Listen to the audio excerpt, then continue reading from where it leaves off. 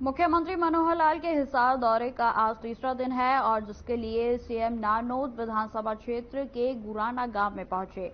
आज सीएम ने गुराना से जनसंवाद कार्यक्रम की शुरुआत की है। वहीं आपको बताते चले कि इसके बाद उगालाना में भी सीएम के द्वारा जनता की समस्याओं को सुना जाएगा और उनका निवारण भी लगातार किया जा रहा है।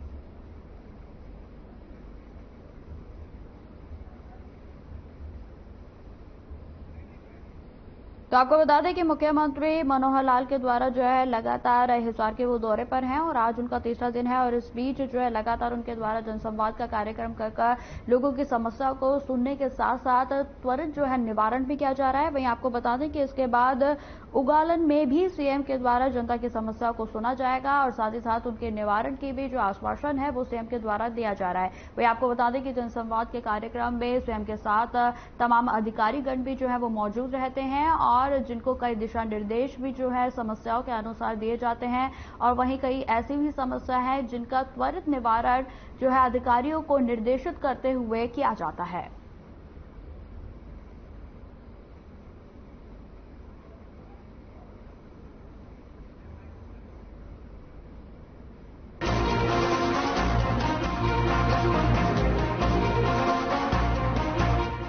हिसार से बड़ी खबर है। गांव गुराना में सीएम का जनसंवाद, सीएम मनोहर लाल ने की घोषणा। आपको बता दें कि गांव खानपुर में विकसित होगा औद्योगिक क्षेत्र। गांव गुराना की तहसील हांसी से बदलकर होगी बरवाला। इस वक्त की बड़ी खबर हम आपको बता रहे हैं। गांव डांटा में सामुदायिक केंद्र की होगी शुरुआत। मसूदपुर में खुलेगा परचेज सेंटर। वहीं आपको बता दें कि स्कूलों में नए कमरे और हॉल का भी निर्माण किया जाएगा। तो इस वक्त की बड़ी खबर हम आपको बता रहे हैं जो कि हिसार से सामने आ रही है। गांव गुराना में सीएम के द्वारा जनसंवाद किया गया है और इस दौरान सीएम ने कई बड़ी घोषणाएं की हैं। आपको बता दें कि गांव खानपुर में विकसित होगा औद्योगिक क्षेत्र। गांव गुराना की तहसील हांसी से बदलकर होगी बरवाला। गांव डाटा में सामुदायिक केंद्र की होगी शुरुआत।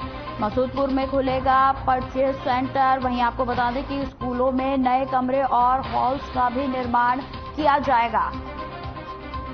इस वक्त की बड़ी खबर हम आपको बता रहे हैं कि सीएम के द्वारा, सीएम मनोहर लाल के द्वारा जो है बड़ी घोषणाएं की गई हैं जिसमें कि जनसंवाद के दौरान यह घोषणा की गई है। वहीं आपको बता दें कि गांव खानपुर में विकसित होगा औद्योगिक क्षेत्र। गांव गुराना की तहसील हांसी से बदलकर होगी बरवाला।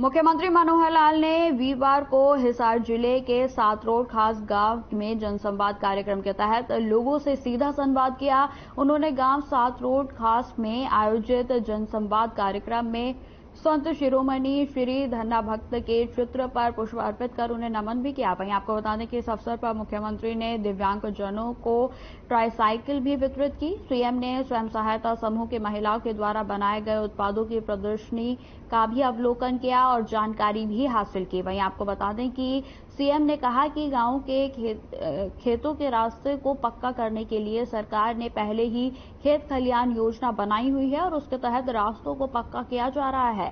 शहरी क्षेत्र में शामिल गांव के लिए अब नई योजना बनाकर रास्तों को पक्का किया जाएगा।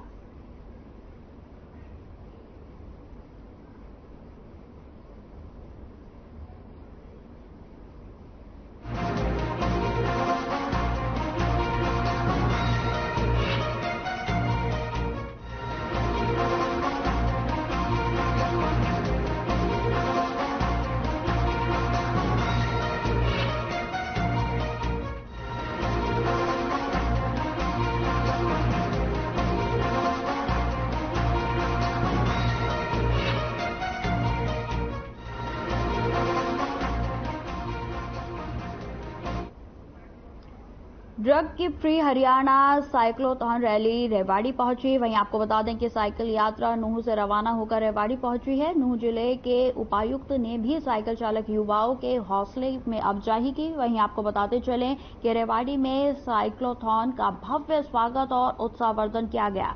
लोक कलाकारों ने सांस्कृतिक मंच से नशा मुक्त हरियाणा का संदेश दिया।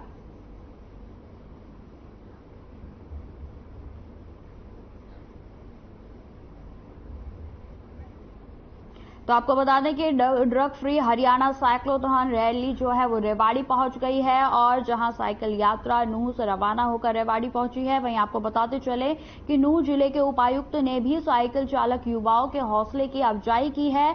वहीं लोक कलाकारों और ने सांस्कृतिक मंच से नशा मुक्त हरियाणा का संदेश देते हुए लोगों को जागरूक किया।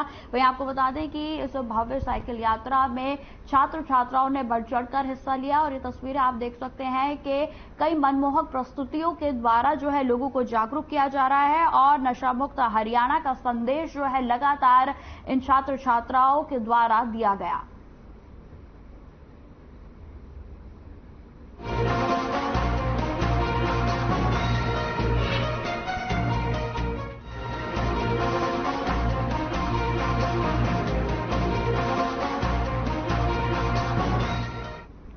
Ambala cantt PWD rest house में जेजेपी की मीटिंग प्रदेश अध्यक्ष निशांत सिंह की अध्यक्षता में हुई। इस मौके पर प्रदेश जनरल सेक्रेटरी हरपाल कंपोज, जिला अध्यक्ष दलबीर पुनिया, जिला प्रधान अल्पसंख्यक तरबिंदर सिंह और अन्य नेता मीटिंग में मौजूद रहे। मीटिंग का मुख्य मकसद सरकार ने गुरुद्वारा प्रबंधन कमेटी हरियाणा की वोट बनाने का फैसला लिया है। आपको बताते चलें कि कार्यकर्ताओं से बातचीत करके उनके अपने इलाके के लोगों के लिए उनको मोटिवेट करना है और वहीं निशांत सिंह ने इस मौके पर कई मुद्दों पर भी अपनी प्रतिक्रिया दी। साथ ही उन्होंने कांग्रेस की आपसी तकरार के बारे में भी कांग्रेस पर तंज कसा। साथ ही उन्होंने एक देश एक चुनाव पर भी प्रतिक्रिया देते हुए कहा कि अगर ऐसा होता है तो यह देश हित में है।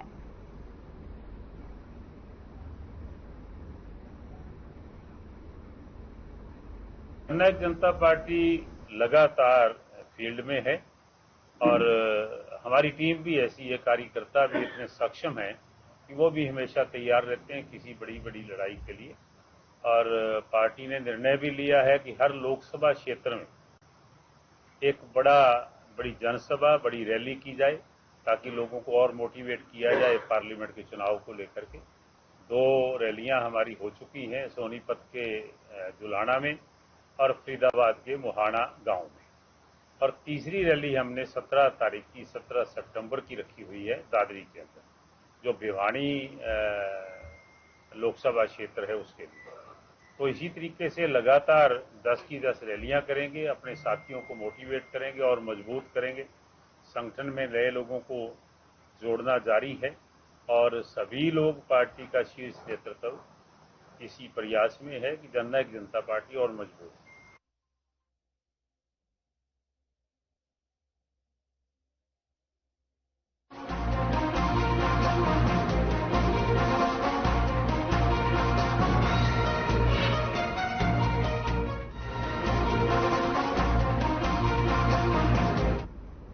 चरखीदारी जिले के गांव पालड़ी के पास नहर टूटने से सैकड़ों एकड़ फसल जलमग्न हो गई है। आपको बता दें कि जिससे किसानों की फसलों को भारी नुकसान हुआ है। ग्रामीणों ने बताया कि नहर टूटने की सूचना मिली थी, जिसके बाद ग्रामीण मौके पर पहुंचे और सिंचाई विभाग को इसकी सूचना दी गई, लेकिन मौके पर कोई भी अधिकारी नहीं पहुंचा। वहीं आपको बताते चले कि गांव पालड़ी के सरपंच राजेंद्र सिंह ने बताया कि ग्रामीणों को सूचना दी गई थी, जिसके बाद सिंचाई विभाग के जेई को भी सूचना दी गई। सरपंच राजेंद्र सिंह ने बताया कि 1 महीने के दौरान 2 बार नहर टूट चुकी है और जिससे किसानों की फसलों को भी भारी नुकसान हुआ है। तो वहीं ग्रामीणों ने प्रशासन से मांग करते हुए कहा कि किसानों की जल भराव से खराब हुई फसलों का उचित मुआवजा दिया जाए ताकि किसानों को फसलों में हुए आर्थिक नुकसान की भरपाई हो सके।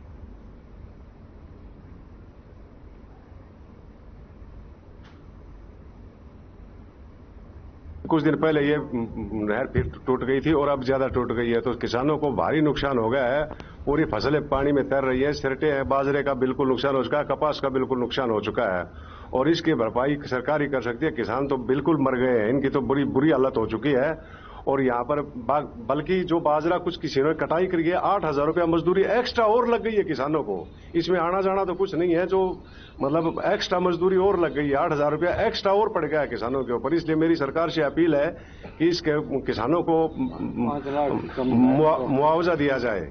जो इतना भी रकबा है 100-150 किलो पहले बिल्कुल बर्बाद हो गया था और अब जो फसल बिल्कुल काट कर खेतों के अंदर वैसी सुखाई जा रही थी वो फसल बिल्कुल खत्म हो चुकी है। 1% भी फसल का बचाव नहीं है और ये जो नहर का पानी टूटा है इसके लिए भी प्रशासन ने अति शीघ्र इसको बंद करना चाहिए। और मेरी तो प्रशासन से सीधी ये निवेदन है कि इन किसानों को बिल्कुल 100% मुआवजा देना चाहिए, देना पड़ेगा। एक बार घटनाएं हैं जैसे मेरे को पता चला है भाई यहाँ तक नहर छटकी थी और अगर नहर छटी नहीं थी तो इसलिए पानी की जो रुकावट थी उससे पहले पानी छूटा है तो इस वजह से ओवरफ्लो होकर ये नहर टूटी है और इससे बहुत भारी नुकसान हुआ है गाँव का।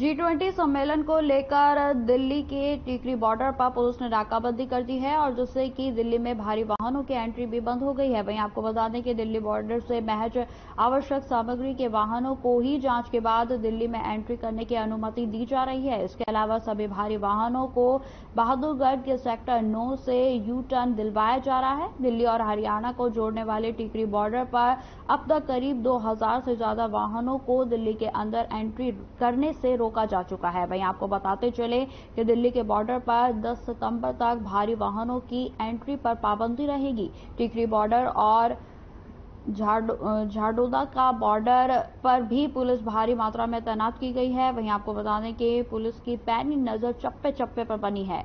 इतना ही नहीं, संदिग्ध वाहनों और व्यक्तियों की भी जांच की जा रही है।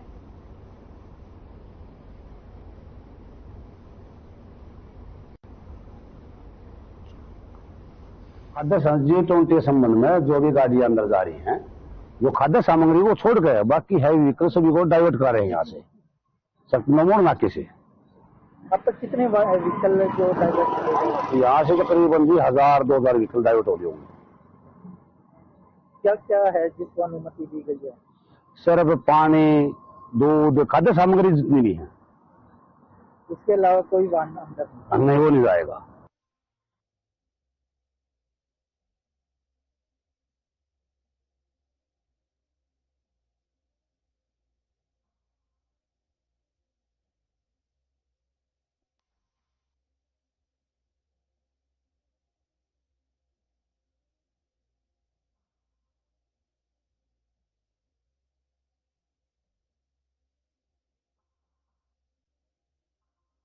को ही जांच के बाद दिल्ली में एंट्री करने की अनुमति दी जा रही है और इसके अलावा सभी भारी वाहनों को बहादुरगढ़ के सेक्टर 9 से यू टर्न दिलवाया जा रहा है। वहीं आपको बता दें कि दिल्ली के बॉर्डर पर 10 सितंबर तक भारी वाहनों की एंट्री पर पाबंदी है।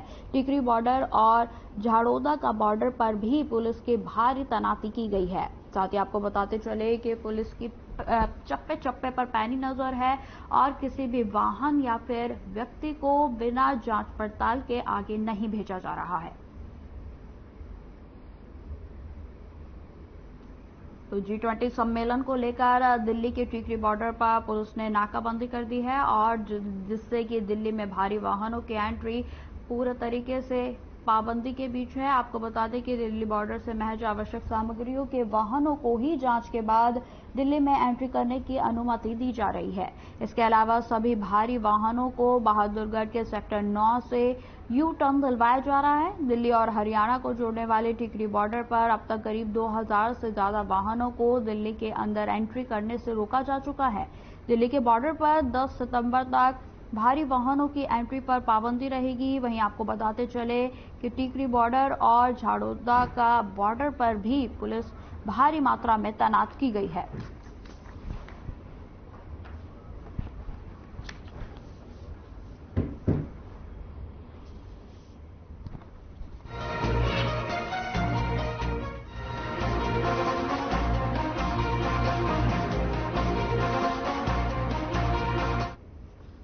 बीते दिनों अंबाला के पंचोखरा साहिब गुरुद्वारा से हरियाणा सिख गुरुद्वारा प्रबंधन कमेटी की मीटिंग का एक वीडियो वायरल हुआ था जिसमें खूब हंगामा देखा गया था और गाली गलौज में सुनने को भी मिली थी और इसके बाद इस वीडियो की जांच के लिए श्री अकाल तख्त साहिब द्वारा एक 5 मेंबर की कमेटी का गठन किया गया था। वह कमेटी आज अंबाला के पंजोखड़ा साहिब गुरुद्वारा में पहुंची और इस दौरान हरियाणा से गुरुद्वारा प्रबंधन कमेटी के पूर्व प्रधान भी मौजूद रहे।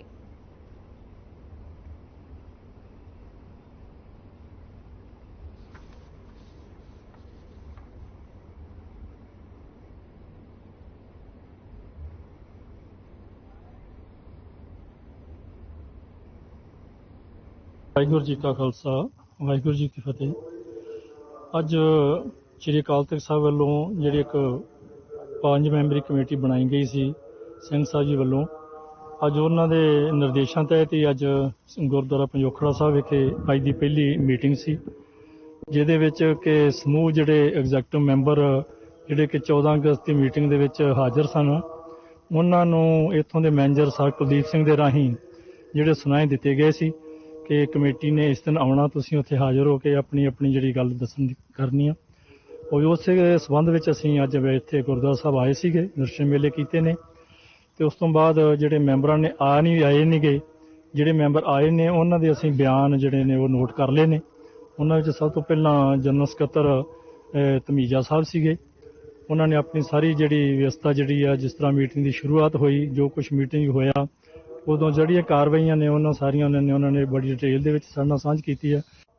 ਸ਼੍ਰੀ ਅਕਾਲ ਤਖਤ ਸਾਹਿਬ ਤੋਂ ਜੋ ਏਸੀਆ ਦਫ਼ਤਰ ਵਿੱਚ 14 ਅਗਸਤ ਨੂੰ ਐਗਜ਼ੀਕਿਊਟਿਵ ਮੀਟਿੰਗ ਹਰਿਆਣਾ ਸਿੱਖ ਗੁਰਦੁਆਰਾ ਮੈਨੇਜਮੈਂਟ ਕਮੇਟੀ ਦੀ ਹੋਈ ਸੀ, ਜਿਹਦੇ ਵਿੱਚ ਝੜਪ ਦੀ ਵੀਡੀਓ ਪੂਰੀ ਦੁਨੀਆ 'ਚ ਵਾਇਰਲ ਕੀਤੀ ਗਈਆਂ, ਜਿਹਦੇ ਨਾਲ ਕਿ ਹਰਿਆਣਾ ਸਿੱਖ ਗੁਰਦੁਆਰਾ ਮੈਨੇਜਮੈਂਟ ਕਮੇਟੀ ਦੀ ਛਵੀ ਨੂੰ ਬਹੁਤ ਵੱਡਾ ਧੱਕਾ ਲੱਗਾ।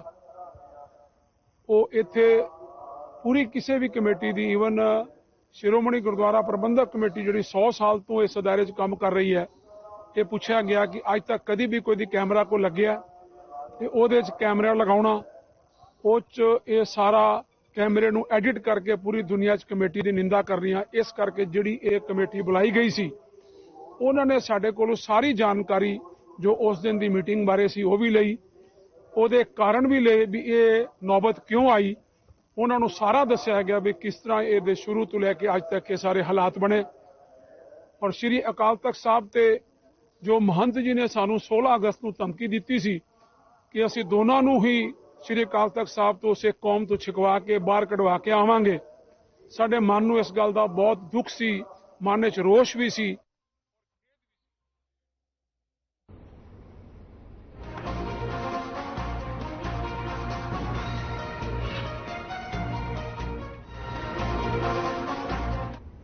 जननायक जनता पार्टी के प्रांतीय अध्यक्ष निशांत सिंह ने कैथल के रेस्ट हाउस में सिख कार्यकर्ताओं की बैठक ली, जिसमें पार्टी से जुड़े सिख कार्यकर्ताओं को हरियाणा सिख गुरुद्वारा प्रबंधन कमेटी का वोट बनवाने का आह्वान किया गया। वहीं आपको बता दें कि मीडिया से बातचीत करते हुए अध्यक्ष निशांत सिंह ने कहा कि SGPC के द्वारा सिख समुदाय के लोगों को अपना वोट बनवाने की प्रक्रिया शुरू की गई है।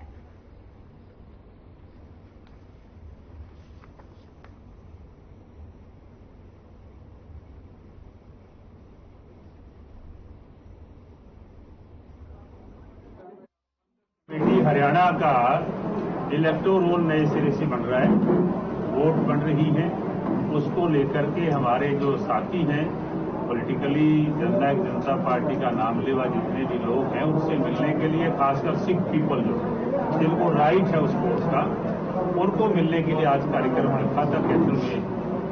उसके लिए चर्चा भी हुई, उनसे सबसे मंत्रणा भी की, उनके सुझाव भी लिए और ये भी उनको निवेदन किया कि अपना वोट बनाने का काम अपने जीत लेना चाहती है, ताकि आने वाले समय में कोई आंदोलन हो तो उसमें उनका सहयोग ना मिल सके।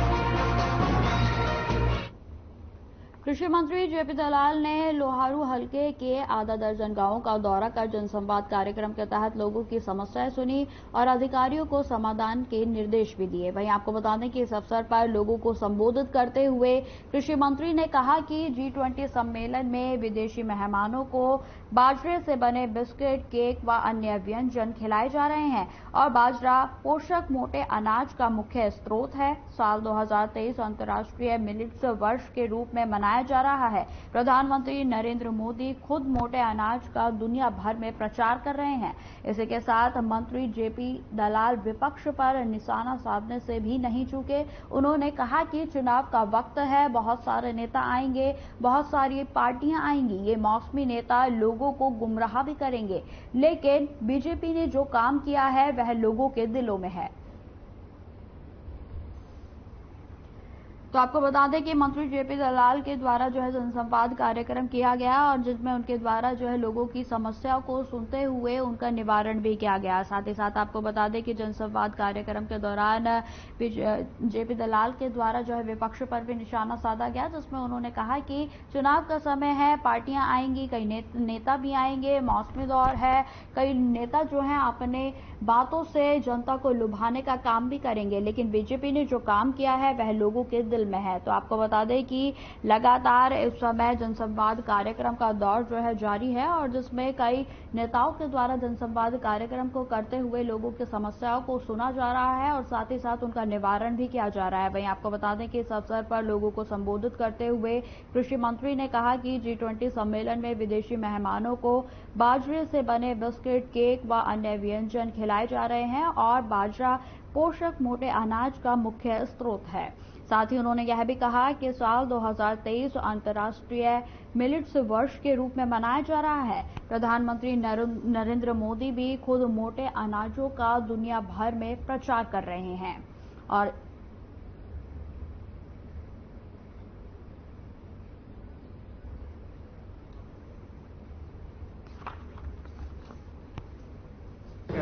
देखिए, भारतीय जनता पार्टी की नीति है कि जनता के पास जाकर के जन जन की शिकायतों का समाधान उनके मौके पर करें और इसी श्रृंखला में आज हमारे हल्के के इस खरकड़ी और मंडोली गांव में जाने का कार्यक्रम है। उसके बाद शिवानी ब्लॉक के खेड़ा गांव में जाने का कार्यक्रम है और लोगों की छोटी छोटी मांग भी आती है। कहीं सड़क बननी है, कहीं पानी की पीने की समस्या है, कहीं नहरी टंकी बनाने की समस्या है, कहीं पुलिया बनाने की मांग है।